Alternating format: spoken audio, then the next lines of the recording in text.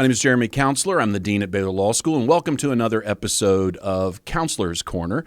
I am joined today by third-year law student Elsa Tovar Morin, who joins us today. Elsa, how are you doing? I'm doing great. Thank you for having me. So one of the things I want to talk to you about is that you had a career before you came to law school. You were, I think, a paralegal, right?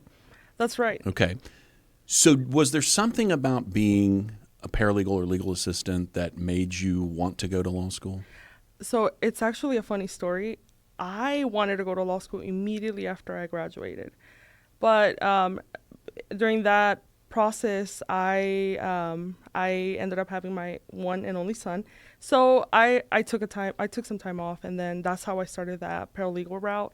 And I kind of knocked two birds with one stone. I wanted to make sure that was the right, investment, because law school is expensive. Sure. It's an investment of time as well as money. Oh, yes, absolutely. Yeah. So, I ended up falling more and more in love with the practice of it because it's very practical what I was doing. Mm-hmm. There were a lot of rules that I had to deal with that I didn't know what they meant, but I just knew they were important. So, all those years definitely solidified the fact that I knew that I wanted to be an attorney myself. Mm-hmm. I'm wondering if during law school you've learned some things that you were kind of based on what you just said. It's like, that's why I was doing the things that I was doing. Every day. It's like full circle, finally, full circle. Yeah. Everything's full circle now. Yeah. So every day it makes sense. I understand why the attorneys are stressing. And I think attorneys are always going so fast that they fail to realize that their support staff doesn't understand to appreciate, priority. Mm-hmm. Well, that's something that you will bring into the practice of law as an attorney that most attorneys probably don't have that perspective. Yeah, absolutely. And also to understand and appreciate my support staff because they are running the show. Yeah. You mentioned your son. Mm-hmm. How old is your son? He is 6. Okay. Yes. So you're coming to the end of law school. So you've been in law school for a while now. How has that been with a young son? How have you balanced all that? I'm not going to lie to you. It's been a lot easier for me because I have a great family. Like, my family has been my greatest support, and honestly, I could not do half of the things I do without them. They are the reason I feel comfortable leaving him for so many hours a day because I am very paranoid, and that's one of the reasons why I kind of delayed him starting school so young because I'm his only parent. So thanks to them, I was able to balance life, school, and my son. He's still, priority, then the bar right now, and then everything else. Yeah. So, okay, you've got a son. Yes. You commute I do. to Waco from Fort Worth every day. Right. Yes. I want you to walk us through a typical day in your life, kind of from morning to night. What does that look like? Well, right now that I'm in PC, I have to adjust. So every quarter I had to readjust when I have to wake up, and then because it's like an hour drive, depending on traffic. Traffic's never bad, so that helps a lot. So right now I wake up at 5, so that I can make here. I like being here early, so I give myself at least an hour before class starts, so I can just kind of reread something or highlight or just be prepared because I am so anxious when it comes to cold calls. And then just go to class and then drive back home. And then immediately the first thing I do is obviously greet my son. How's your day? What did you do today?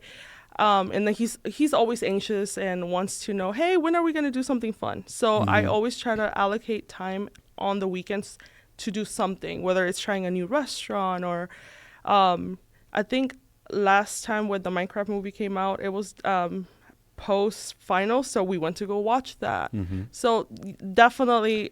Did you throw popcorn at the screen? We did not. Okay. No. I don't think you're supposed to, but apparently that was a problem. No, my son was so disappointed to see that people were acting that way. He's like, how can people just act like that? But good for your son. Yeah. No, he's very mature.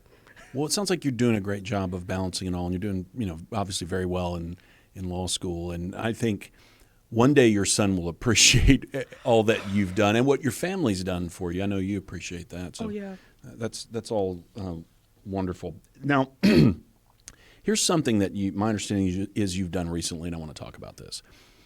you completed the business law boot camp. Yes, I did. Okay. Tell us what the business law boot camp is. It is an amazing program for a person that is interested in the transactional world. And I am forever grateful to Professor Miller for putting that together. It was so detailed to the last minute. It was just amazing. It's like you get a crash course on, for example, M&A, and by experience, Mergers and attorneys. acquisitions, right? Yes. It was just a great program. It's very course intensive, so it's not like, oh, I show up and I get the credit. You have to put in the work. We had to do tax, and we had to, we had all these, I think we had 2 exams in between the week. So it's a lot of hard work, but if you like this stuff, it's worth it. Yeah. And it's intense, right? It over what period of time does it take place? So you get these very dense, robust subjects, and you get them compressed into 3 hours. Mm-hmm. And obviously you don't get to cover all the details of everything, but what I appreciated the most out of these presentations was that the speakers really gave us, this is what you need to prioritize, this is how I would do it, and this is what I think has been successful for all my 20 years plus experience of doing this. So you mentioned Professor Beth Miller, who's on our full-time faculty here and has been for a long time. She's fantastic, and this is her kind of brainchild, and she runs it. But most of the people who teach in the program are practicing attorneys, right, who are practicing in this area. I'm wondering if there was a moment during the boot camp where you thought, that's a particular highlight for me. Honestly, there was a highlight every single day. Just the speakers that Professor Miller just picked were fantastic. They all relate back to you, and every single one of them gave you something to take away with you. That it will be hard for me to say this one person did it, but I cannot pick one because they were all so amazing, and I am forever grateful for them taking the time of their day to literally come and just talk to us about things that people just kind of oversee or just don't think that they're that relevant in the transactional world. There's also, my understanding is in the boot camp, the business law boot camp, there's an opportunity to network with practicing attorneys and, of course, your fellow classmates. Did you participate in that aspect? I did. It was fun. It was a little scary because I get anxious when it comes to networking with other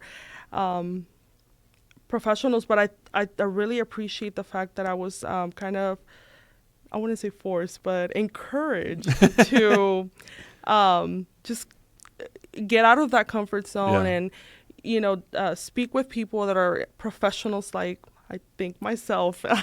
And it was just a great experience, and I appreciate the fact that it's the business boot camp almost simulated a professional's day, going to work, doing the work, and then kind of unwinding a little bit. It was just, I don't know how Professor Miller does it, but she's amazing.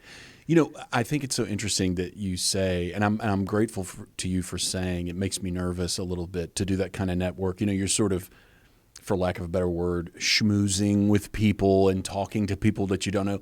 And I felt that way as well when I was in law school. It's like, I don't know how to do this. I've never been to a cocktail party before. I mean, that's not something that was in my experience. And so I think it just goes to show there's so many opportunities here, but I think in law schools generally to stretch yourself and to give yourself those opportunities to develop both as a professional and as a person. And also, I'm glad you said what you said, because I think a lot of prospective students might say, I need to be able to do that in order to go to law school, and so they don't pursue that opportunity.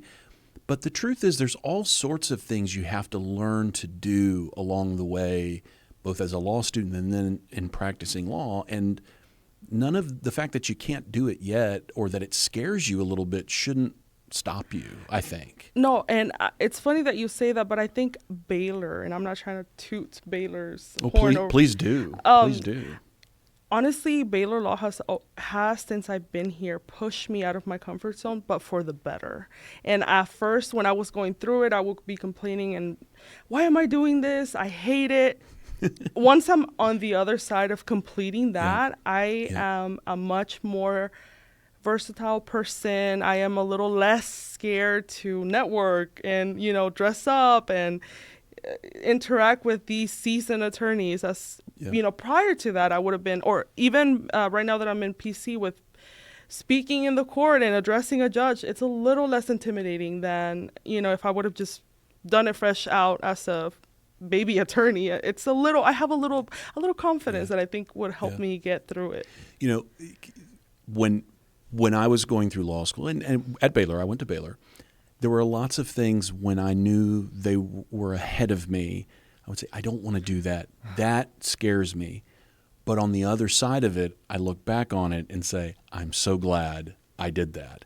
And I think it's sort of orienting your focus in education. Is it on trying to make everybody comfortable so they never feel like they're challenged and therefore they stay in their comfort zone? Or is it when it's over, you look back on it and you say, I'm really glad I faced those challenges? Because the thing is, students meet the challenges and they draw strength from and skill from having gone through those things. Yeah, and I think that's another thing that I appreciate about this law school is like they make those, you have to face these things, but they don't push you in it. It's like at least from my experience, I've been eased like, hey, there's going to be this networking. Like she gave us like a week advance to kind of like mentally prepare and kind of like realize, okay, I need to wear this, I need to wear that. So that's been so far my experience with everything that I've been not wanting to do. I've been eased in because Baylor, I don't think they push me in there. So I appreciate that.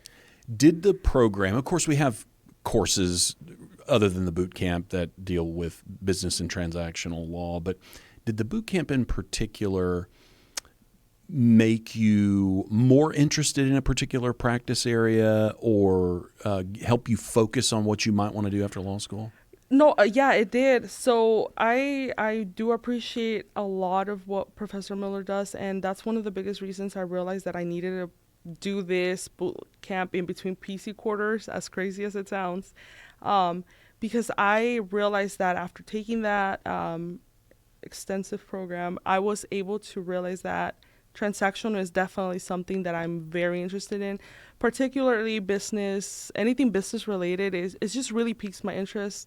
And if we're getting a little specific, I'm enjoying the whole concept of how tax works and it's so niche and banking. There was the lecture about the banking and the mortgage lending. And I know it sounds boring to people, but to me, it's just like putting a puzzle together based on the things that are thrown at you and you just have to figure it out. Yep. I think I've said this on the podcast before. When I went through law school, I was surprised by how much I liked tax law. Yeah. I did not know that. Yeah, no. I was like, I was dreading tax. And I was like, this is actually really fascinating.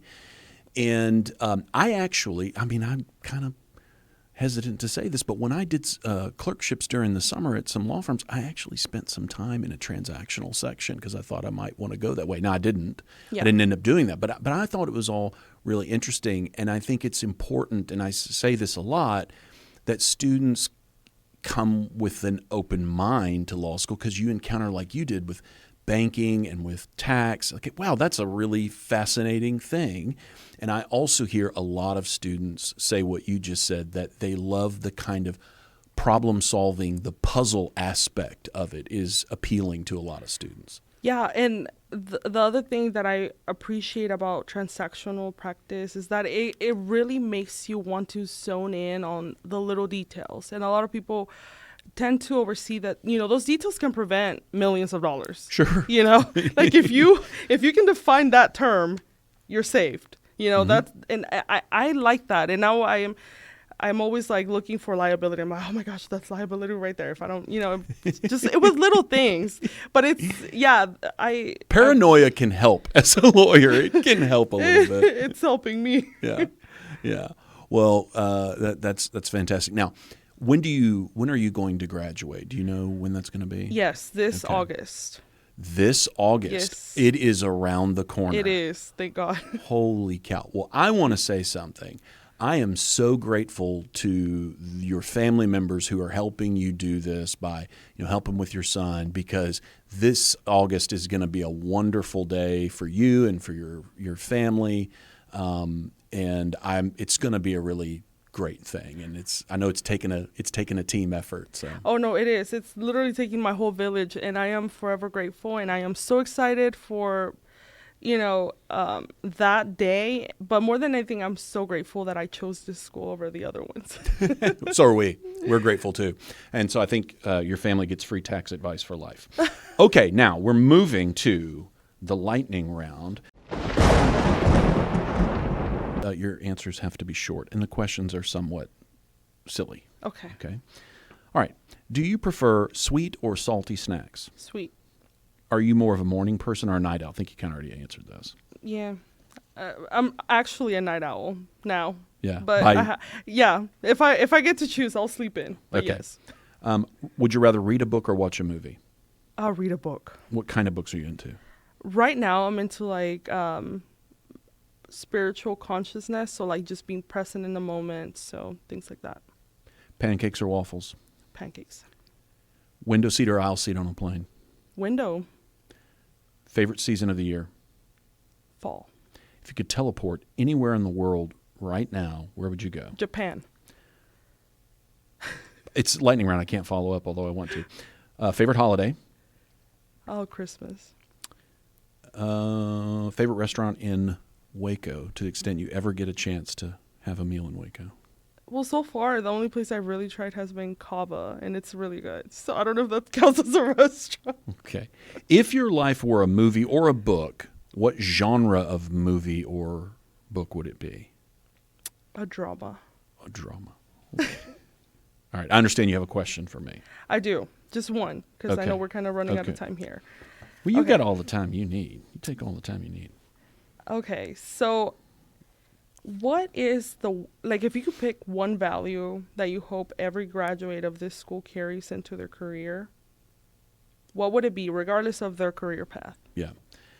For me, it's the importance of service, and that as attorneys, regardless of what practice area, that we need to serve our communities. And I don't think that has to mean legal representation, but I think being a lawyer means more than just providing professional legal advice. It certainly involves that, but I think also the need to serve our community, whether that's in a faith community, whether that's out in the town or rural areas where we work. We need to make our communities better than we found them. And I think that's a really important thing that I want to get across. And even as I say that, it makes me think about my own life and am I doing enough to serve the people in need in my own community. But that's the thing that I want them to do. If all we do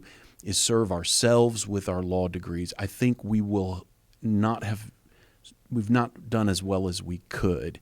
And as we go through our lives, I think the thing that we're going to be most proud of is how we serve others. And that's what's going to make us truly wealthy in the richest sense of that word. And all the rest of it will take care of itself if we're doing that, I tend to think. Tell me your son's name. Miguel. Miguel. Yes. What does Miguel like to do?